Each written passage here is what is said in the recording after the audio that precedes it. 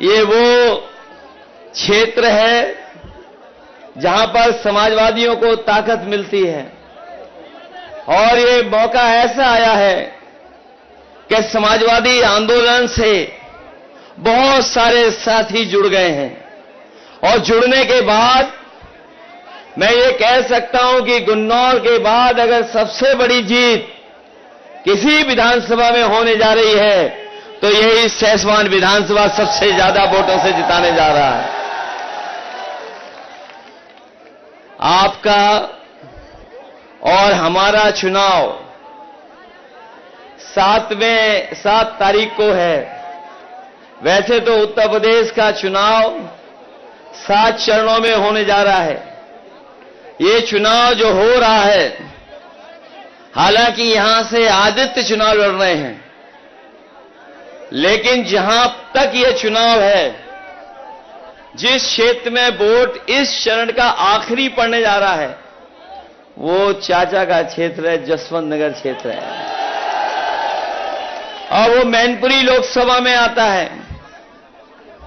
अब ये मुकाबला इस बात का है कि सैसवान के लोग ज्यादा वोटों से जिताएंगे कि चाचा के क्षेत्र के लोग समाजवादी पार्टी को ज्यादा वोटों से जिताएंगे। और हमें तो ये लगता है कि बदायूं की जनता ने इतना प्यार दिया है चाचा को कि अब चाचा यहीं के रह जाने वाले हैं। अभी तक तो आपको किसी को कह के काम कराना पड़ता था, अब आदित्य आ गए हैं, चाचा हैं, तो अब आपको कहीं किसी और से नहीं कहना पड़ेगा, अपने आप सीधा सीधा आपका काम होगा। मैं अभी 1 दिन पहले ही आपके जिले में आया था और मैंने जो जन समर्थन देखा था, उससे ज्यादा हमें यहां पर जन सैलाब दिखाई दे रहा है। हालांकि हमारा पंडाल छोटा पड़ गया, जहां धूप है और धूप के बावजूद भी लोग अपने अंगोछे से सर ढक करके धूप से बचते हुए हम लोगों का कार्यक्रम सफल बना रहे हैं। न केवल बाईं तरफ और मैं दूर दाईं तरफ भी देख रहा हूं, और जो पेड़ है हमारा उसके नीचे तो इतने लोग हैं, छाए के अंदर हम लोगों की बातें सुन रहे हैं। ये 7 तारीख का चुनाव और जो वोट पड़ने जा रहा है तीसरे चरण का, ये भारतीय जनता पार्टी को 7 समुंदर दूर फेंक देगा। ये चरण उनका सफाया करने जा रहा है। पहले दूसरे चरण की हवा तो आपको पता लग गई होगी। पहले दूसरे चरण में जो जनता ने भारतीय जनता पार्टी को पलटा है, रहा बचा तीसरे चरण वाले लोग इन लोगों का सफाया करने जा रहे हैं। और सफाया इसलिए होने जा रहा है, इन्होंने कोई वर्ग नहीं छोड़ा जिससे इन्होंने नकली बातें न की हों। पिछले 10 साल का अगर इनका हिसाब किताब देखें तो इनकी हर बात झूठी निकली और इनके झूठे वादे निकले। यही लोग कह रहे थे कि हम किसानों की आय दोगुनी कर देंगे। आज किसान अपना हिसाब किताब लगाता है, लागत को देख करके चिंता करता है और इस महंगाई में जो उसका मुनाफा होना चाहिए, जो पैदावार का मूल्य होना चाहिए, वो ये सरकार दे नहीं पा रही है। और परिणाम यह है कि लागत लगाने के बाद, अपनी मेहनत पूरी करने के बाद भी हमारा किसान खुशहाल नहीं हो पा रहा है, गांव के लोग खुशहाल नहीं हो पा रहे हैं। जो लोग कहते थे आय दोगुनी कर देंगे, उन्होंने 3 काले कानून लाने का काम किया था और उनकी साजिश थी कि हम किसानों की जमीन भी छीन लें, उनकी पैदावार पे भी कब्जा कर लें। लेकिन हम अपने किसानों को बधाई देना चाहते हैं, वो जाकर के दिल्ली में धरना दिया, बैठे रहे, कीलें लगी, दीवारें बनाई गई, ट्रैक्टरों को डीजल नहीं भरने दिया, लेकिन उन्होंने अपना आंदोलन पीछे नहीं किया और तब तक डटे रहे जब तक सरकार ने 3 काले कानून वापस नहीं ले लिए। लेकिन अभी लड़ाई किसानों की खत्म नहीं हुई है। ये वही लोग हैं जो एमएसपी देने से पीछे हट रहे हैं। इस बार समाजवादी पार्टी और इंडिया गठबंधन ने तय किया है अपने किसानों को, गरीबों को खुशहाल बनाने के लिए सरकार बनने के बाद किसानों को एमएसपी का कानूनी अधिकार दिला करके किसानों को खुशहाल बनाने का काम करेंगे। ये लोग जो विकसित यात्रा कर रहे थे, गांव-गांव जाकर के अपनी पार्टी का प्रचार कर रहे थे, हाँ, हमारे प्रधान और गांव के रहने वाले लोग जानते होंगे, अगर प्रधानों ने सहयोग न किया होता तो इनकी विकसित यात्रा भी गांव नहीं पहुंच पाती। विकसित यात्रा, यह हमारा किसान तभी विकसित और खुशहाल होगा जब उसकी पैदावार की सही कीमत मिलेगी। ये सरकार अगर पैदावार की कीमत नहीं देना चाहती तो किसानों ने भी मन बना लिया है कि इनको बोर्ड से हटा करके इन सरकारों को बाहर करने का काम यही किसान और गरीब करेंगे। केवल एक धोखा नहीं, जो लोग जानकार होंगे वो जानते होंगे, इन्होंने किसानों से वादा किया था कि उनकी भी मदद की जाएगी, कर्ज माफ किया जाएगा। बड़े बड़े उद्योगपतियों का तो कर्ज माफ कर दिया, लेकिन हमारे किसानों का कर्ज माफ नहीं किया।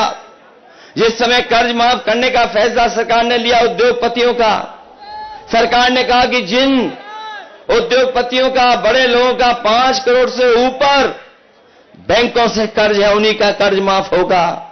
हमारा किसान मायूस रह गया, क्योंकि किसान का कर्ज करोड़ों में नहीं है, लाखों में है। हम अपने किसान भाइयों को और गांव के रहने वालों को भरोसा दिलाना के जा रहे हैं, इंडिया गठबंधन समाजवादी सरकार बनेगी तो आपका भी कर्ज पूरा का पूरा माफ होगा। अगर उद्योगपतियों का माफ हो सकता है तो हमारे किसानों का कर्ज क्यों नहीं माफ होगा। मैं देख रहा हूं कि कभी कभी कुछ नौजवान ये अहीर रेजिमेंट की भी तख्ती ऊपर कर देते हैं।